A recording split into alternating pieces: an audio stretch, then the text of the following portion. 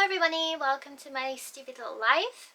Today's video is a little bit more serious than the regular videos I do, and actually this is a video that I've wanted to do for years, but due to like some legalities and other reasons I just wasn't able to make it. And so finally I just want to get this off my chest, and this is something that I think that the Jfashion community really needs to hear. Okay, so I have my phone here, so it's easier for me to remember. Like, the timeline's a little bit convoluted, and it involves emails and receipts and stuff like that. This video is gonna contain some mentions of sexual assault, so if that is something that really upsets you, please don't watch this video, because it is honestly kind of upsetting. So this video is going to be about an individual. This individual, due to legal reasons, obviously I can't name him, but I'll just call him K. K is a Japanese man living in Japan, and he owns a brand, a Jfashion brand. It's not very popular, so a lot of people wouldn't have heard of it, and he's also part of a band. I'm not sure if the band is still running, but at this time he was still active in the band. And he was honestly quite a, like, he had quite a big role in the Jfashion community in Harajuku about 3 or 4, 5 years ago, and like, he was a pretty well-known face. So this is quite a shocking thing that happened in some ways, but some ways it just wasn't.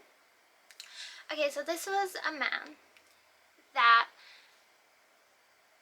I've hung out with like about 10 or so times, not by myself, because like he's a Japanese man in like his 40s or 50s, so like I'm not gonna hang out with him by myself, but like a lot of people did.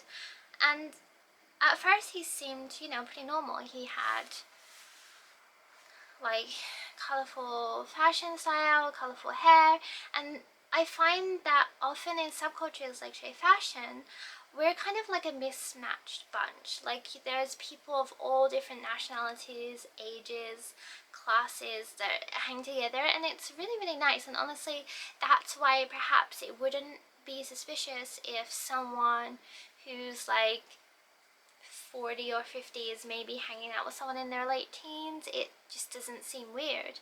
And I think there were a lot of red flags, and I honestly feel bad myself because I too missed them.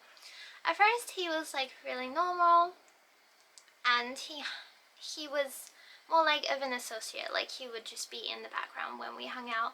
When I first moved to Japan, there wasn't like a dedicated Jfashion group for foreigners, so I made, because there was like a Lolita one and a Gyaru one, so I made a group called Kawaii Tokyo Boys and Girls, and it was just for like, not just foreigners, but like anyone who felt like they weren't part of a group could join there. So it was like a lot of, at that time, because this was in like 2016, 2017, so it was like a lot of Dekara and Fairy K, and there was obviously like Lolita, but there was also Gyaru. It was like a mixed bunch, and honestly it was great. And it was foreigners and also Japanese people hanging out, and you know, we had a lot of big meets, and we had just a really good time. And K owned his own brand, and he was in a band, so you know, people thought that he was pretty cool, and he used to hang out with us in the background. And we knew that he was married and that he had at least one child, but that was just kind of like in the back of our minds. And at first he wasn't creepy at all, but slowly he would kind of do or say things that were kind of creepy. For me personally, he would just mail me a lot and ask if I would model for his brand, and say he missed me and stuff like that. And like, he would do kind of similar stuff to other girls, so we kind of let a lot go. Like, maybe it's a language barrier thing, because he insisted on only using English, but his English is almost like, you can't really understand what he's saying, but he's trying. So like, for that reason, we thought a lot of it was maybe just his English was kind of bad. So we let a lot slide. And then one day when we were hanging out with him in a group, he said to me that he saw my boyfriend with another girl, and it was just so bizarre. I was like, no you didn't. And he's like, I did, I completely did. Like, you shouldn't be with someone that's gonna cheat on you like that. And I said, when was it, which day was it? And he was like, it was on Tuesday. And I said, like, my boyfriend was with me on Tuesday, so it couldn't have been Tuesday. And he was like, oh, my English is bad, I mean Wednesday. I'm like, he was also with me on Wednesday. And then eventually Kay just said, oh, it's a joke, I was joking, ha ha ha. But it clearly wasn't a joke. And he used to say stuff like that a lot, like, oh, you deserve someone better, like your boyfriend is bad for you and stuff like that. So he was very manipulative. And I honestly just ignored him most of the time, so it didn't really bother me. But after that, I kind of got like a creepy feeling and I didn't hang out with him anymore after that. Okay, so fast forward to the end of 2017. Yes. And I think this was on New Year's. There is a bar called the Deca Bar, which is kind of a nice place to go. It's kind of like for people who dress in Jfashion to have a good time. And there was I guess a group of like foreign people who wear Harajuku fashion and Japanese people who met up and went there on New Year's to see in the new year. And he went, and a girl who actually lives overseas and was just here on holiday, she was there too. And the bizarre thing is like Kay also had a girlfriend who was foreign, and his girlfriend was also something like 18 or 19, or like very young considering he's a 45-year-old guy. But anyways, his girlfriend was there and he was there. And the other girl, she went to the bathroom and Kay followed her in there, and I guess I have to say this for legal reasons, but he allegedly sexually assaulted her. The account of it is here. Okay, so the account of the sexual assault is posted to a Tumblr page. So it's actually public, anyone can read it, and actually a lot of people, you may have already read it, but a large portion of this story wasn't told, and a part of it involved me, and it wasn't told because of legal reasons. Like, we were legally unable to talk about it. But a lot of time has passed and I feel like it's really something that I want to get off my chest. So I'm going to redo the account of the sexual assault from the victim. It happened on New Year's Eve. I was with a group of friends and Kay and another girl, and we split off from the group to go to Deca Bar Z. I had a bit to drink, it was getting hot, and decided to go to the toilet to change into a light hoodie. Keep in mind I have no attraction whatever to Kay, and I thought he was just a friend. He followed me into the bathroom area, and when I came out of the toilet, he grabbed me and started putting my hoodie zipper down, exposing my bra.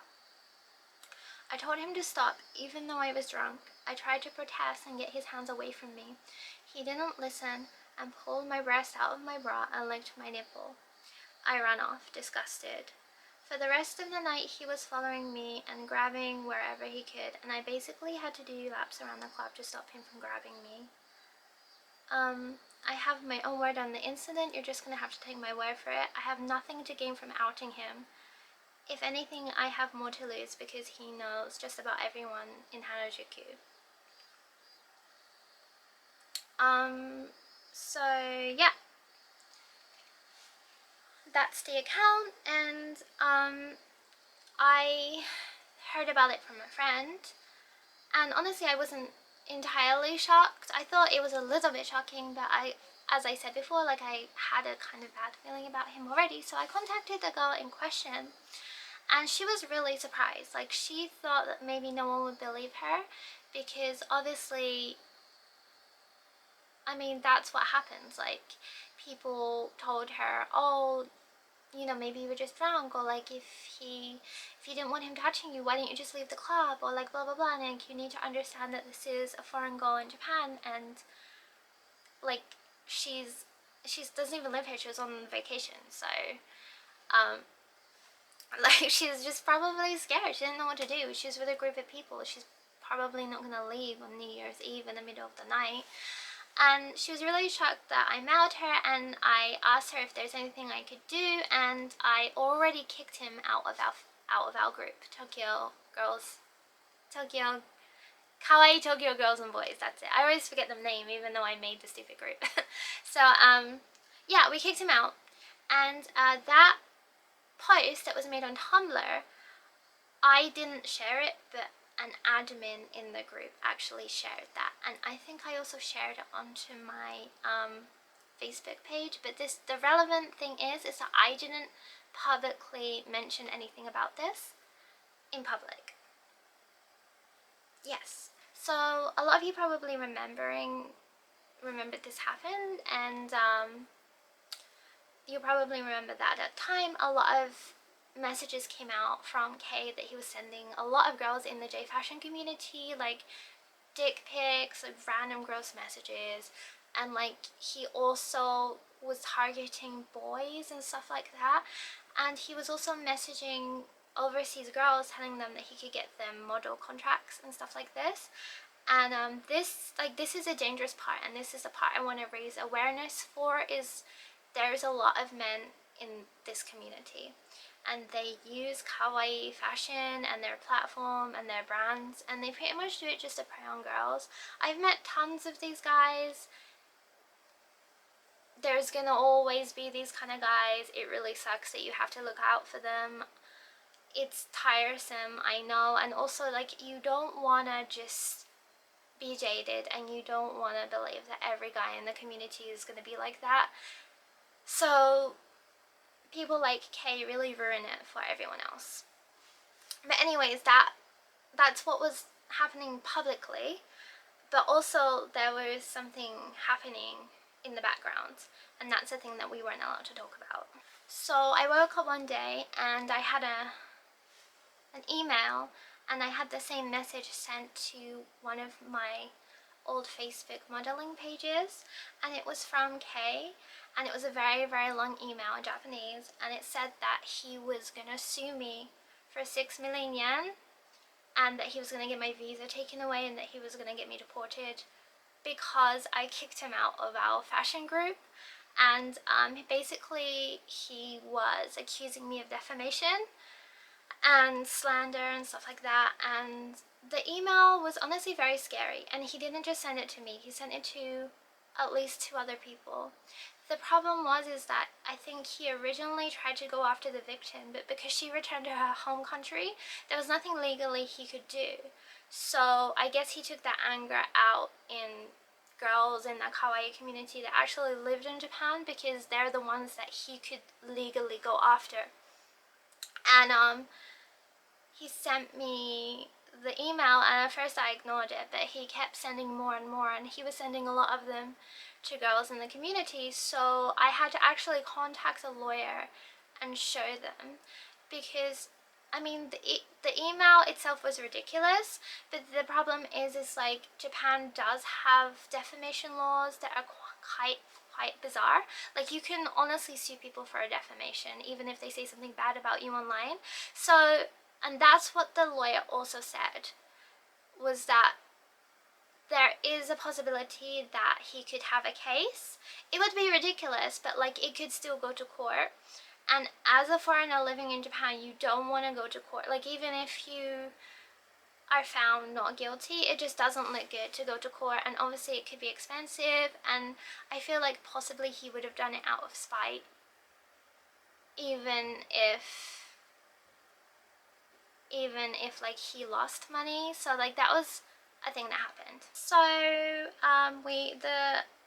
the lawyer actually directed us what we should say back, and it was something like, if you take this to court, it's gonna be in the news, and it will basically like publicly unveil him as a sexual predator, because it will come out like, I'm suing these people for defamation because they called me a sexual predator, which kind of makes him seem like a sexual predator, like, but he didn't care, and he mailed more and more and more, and the mail started to get more threatening. And I had to speak with another lawyer, and that was going on for a while, and the other girl who was involved kind of got like quite upset about it, and it was really upsetting for me too, because like I know it was kind of nonsense, but at the same time someone telling you they're gonna get you deported and stuff like that is the scummy part of this is that he was attacking foreign girls who, like, that's a real problem for us. Like, we could get deported over some stupid thing like this. So it's really, like, the worst part is that the email, slowly he started to realize that it wasn't going to make it to court. And he said, fine, I'll settle if you give me 2 million yen. And, like, he kept pushing and pushing, and then eventually it was like, fine, I'll settle with you for 100,000 yen. And I ignored that email, and eventually I just started ignoring them. And then the last one is, he said, fine, I'll drop the case if you meet me in a cafe and if you make a public apology to me. It was just ridiculous. But the thing is, at that time, he would post like drunk live streams of himself, and he would post like really weird things in Japanese about foreigners. And honestly, we started to fear for our, like, we started to feel like endangered, because he, you know, like, we didn't live that far from him. He knew where we used to hang out all the time. Like, he could have just got drunk one night and just, I don't know, attacked us. So that was, there was like a period of time where, a few months, where I didn't really go to Harajuku at all, or anywhere that I used to frequent. And I couldn't talk to anyone about this, because the lawyer said, like, if you do post about this, or if you talk about it, then that would increase the likelihood of him actually be able to sue you for defamation. So it was just awful. And I just really wanted to make this video, and I wanted to talk about it, because there is that danger, and a lot of people don't even realize. Like, I didn't even think that that was a thing that could happen, and it really is. And I wasn't aware of how insidious that the community could actually be. And our community is great. I was part of the Jfashion community in London, and I'm part of the one in Japan, and honestly they're fantastic, and they're full of some of the most loveliest and amazing people. And we have, you know, like, we're such a diverse group, and we made so many connections, we made so many friends. Sorry, I'm like tearing up here, but there's also the problem of people see that and then they try to exploit it. And there have been photographers, stylists, just general Harajuku icons that will try to manipulate people, particularly if you're a foreigner and you love Japanese fashion and you come to Japan. You're very naive and you're easily exploited. Like, that was me too. Like, so yes. So that was very deep talk. Luckily the victim in all of this, I think that she's doing much better now. And also Kay himself, literally after what happened, it kind of went viral, and no one wanted to deal with him anymore. I think no one went to his concerts anymore, no one bought for his brand anymore. I think it's still, his brand is still active, but that's as far as I know. So thank you for watching the video. Sorry I couldn't go into too many details for legal reasons, but the receipts definitely aren't out there, and they're not that hard to search for either. I think that Scarfing Scarves made a video about this ages ago, but she also missed a lot of details, and she also included like a pretty cute picture of him, and she crossed out the victim's face in one of the pictures, but then there was one with like him and some of his friends, and I was in that picture and she didn't cross out my face, and that was awful. Like, I don't want a picture of me from like 8 years ago with like a sexual predator. It was just awful, and it just made me feel really bad. At the end of the day, I feel like we won. Like, the girls come out on top. We remained true and honest, and we didn't back down, and we didn't pay him any money or anything like that. And because we refused to back down, he ended up giving up, which was good. But yeah, if you have any questions, let me know. Again, I can't give out too many details about what happened, but it's all easy to find online. Just the part about us being sued, that's the part that we weren't allowed to talk about. But it's been such a long time now, and honestly I feel like people should know about it. Anyways, as always, thank you for watching, and please subscribe.